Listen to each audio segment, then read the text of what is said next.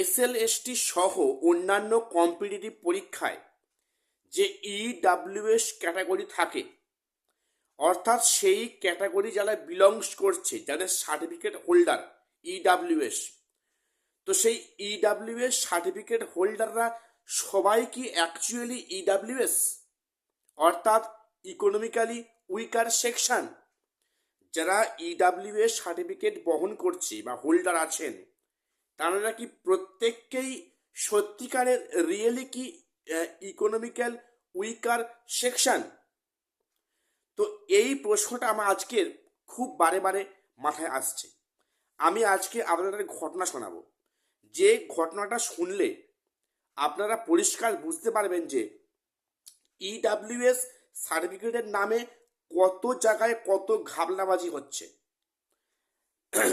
দেখো, রবি সিহাগ নামে একটি, আমি নিউজ পোর্টালে দেখলাম, রবি সিহাগ নামে একজন আইএএস অফিসার, উনি ইডাব্লিউএস ক্যাটাগরি হোল্ডার, অর্থাৎ উনি ইডাব্লিউএস সার্টিফিকেট হোল্ডার, উনি আইএএস অফিসার, যদিও উনি বর্তমানে কিন্তু স্ক্যানারে আছেন, অর্থাৎ ওনার কিন্তু তদন্ত শুরু হয়েছে। সেখানে যেসব তথ্য উঠে এসছে ওই আইএস রবি সিহাগের, তো সেখানে উনি মানে ওনার ফ্যামিলি কিন্তু কয়েকশো একর জমির মালিক, পাশাপাশি সম্ভ্রান্ত পরিবার, অ্যারিস্টোক্র্যাট ফ্যামিলি, এবং প্রতি ইয়ারে কিন্তু সরকারকে পার ইয়ার প্রচুর টাকা ইনকাম ট্যাক্স দিতে হয়। তাহলে সেরকম একটা ক্যাটাগরি থেকে কি করে ইডাব্লিউএস সার্টিফিকেটটা পায়?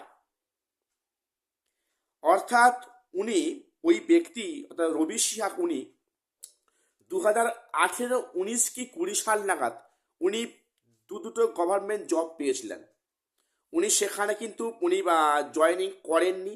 এই কারণটা, ওনার প্রথম থেকে লক্ষ্য ছিল যে আইএএস অফিসার হব, কাজেই উনি সেই চাকরি করেননি।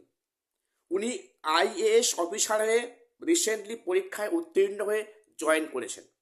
তো সেখানে উনি বর্তমানে সরকারের বা তদন্ত কমিটির স্ক্যানারে আছেন, যে সত্যি কি ওনার মতো ক্যান্ডিডেটরা ইডাব্লিউএস সার্টিফিকেট পাওয়ার যোগ্য, উনি সার্টিফিকেটটা কীভাবে করতে করেছেন। এখন সে নিয়ে মানে অনেক তদন্ত শুরু হয়েছে। এখানেই শেষ নয়, অনেক উচ্চ পদে কর্মরত অনেক অফিসাররা আছেন। এরকম প্রায় 19 থেকে 20 জনের সন্ধান অলরেডি পাওয়া গেছে, যেনারা কিনা অ্যারিস্টোক্র্যাট সম্ভ্রান্ত পরিবার থেকে এসছেন, এবং ওনারা কিন্তু ইডাব্লিউএস সার্টিফিকেটে কোটায় ওনারা চাকরি পেয়েছেন। তো বিষয়টা তাহলে, সত্যিকারের যারা ইডাব্লিউএস সার্টিফিকেট হোল্ডার, সত্যিকারের তারা কি এই সার্টিফিকেট পাওয়ার যোগ্য? তো এবারে বলে রাখি যে এসএলএসটির মতো যে বিভিন্ন কম্পিটিটিভ পরীক্ষায় যে ইডাব্লিউএস সার্টিফিকেট হোল্ডাররা আছেন, সেক্ষেত্রে অনেকে কিন্তু এই সার্টিফিকেট পাওয়ার যোগ্যতার মধ্যে ওনারা পড়েন না। তাহলে ওনারা সার্টিফিকেটটা কীভাবে পেয়েছেন?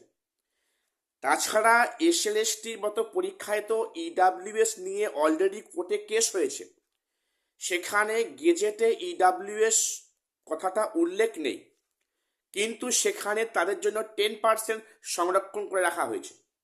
এই বিষয় নিয়ে অলরেডি কোর্টে কেস হয়েছে, যে সেখানে গেজেটকে ভায়োলেন্স করা হয়েছে, সত্যি হয়েছে।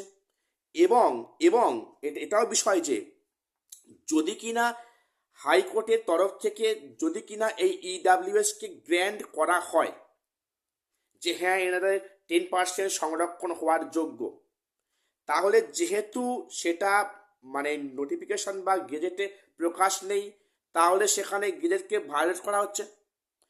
তাহলে এটা যদি ভায়োলেট করা হয় ইডাব্লিউএস এর ক্ষেত্রে, তাহলে এক্সপিরিয়েন্সের 10 মার্কসটা কেন বাদ যাবে না?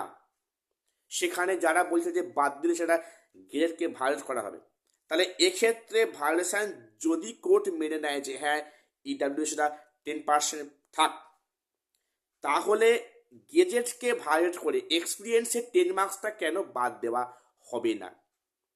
সে নিয়ে অবশ্যই অনেকে দাবি করবে। তো যাই হোক, বিষয়টা এখন খুবই মানে কন্ট্রোভার্সি বিষয়। এ নিয়ে অলরেডি এসএলএসটি নিয়ে অলরেডি ইডাব্লিউএস নিয়ে কোর্টে মানে মামলা দায়ের হয়েছে। সেখানে দেখা যায় যে ইডাব্লিউএস ক্যাটাগরির ভবিষ্যৎটা কি হয়, অর্থাৎ এনারা যারা চাকরি পাবেন সেক্ষেত্রে যদি ওনারা প্রমাণিত হন যে ওনারা ইডাব্লিউএস ক্যাটাগরির যোগ্য আদৌ নয়, সেক্ষেত্রে ওনাদের বিরুদ্ধে কি স্টেপ বা পদক্ষেপ নেওয়া হবে সেটা এখন দেখার বিষয়। আজকে আমি এটুকুই আপডেট দেওয়ার ছিল। প্রত্যেকের চ্যানেলটা সাবস্ক্রাইব করে আমাদের পাশে থাকবেন। দেখা হচ্ছে পরে কোনো আপডেট নিয়ে।